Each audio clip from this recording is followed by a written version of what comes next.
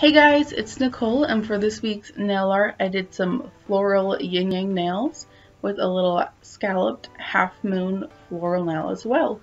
So I used loose glitter as well as stamping for the roses and some little bit of freehand for the yin yang. So I started off with Madam Glam's Caribbean Sea as well as Madam Glam's Perfect White. And so I applied the teal color, which matches my latex shade like exactly, on my pinky, my pointer finger, and my thumb, and I put the white on my middle two nails, as the white is a good base for the yin yang color, and I used a glitter that matched the teal pretty well. So I decided to do the glitter on my pinky and my thumb. So this is the third coat, and once it was cured, I went ahead and removed the tacky layer from my other nails I'm not glittering. So I'm glittering, like I said, the thumb and the pinky with this teal Keela shade from Twinkle Tea.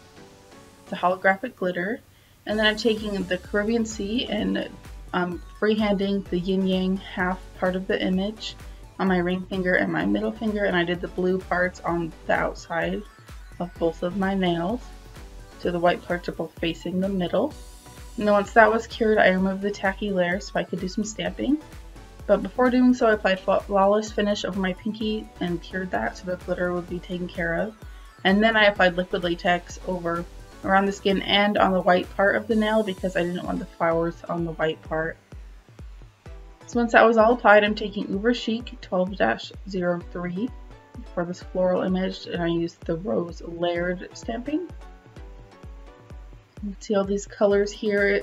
It is a little bit difficult to line up, so you want to watch and make sure you know what part of the stamp you're using. I did that same print on all three of those nails. And then I cleaned up the edges so I could easily remove the latex. And then finished doing cleanup before applying some blue gel polish right over where I want the other rose on the other side. Because if you do it without the blue, then the color will look different.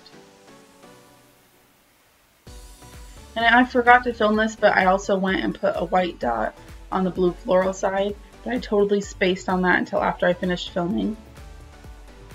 But it's just white gel polish.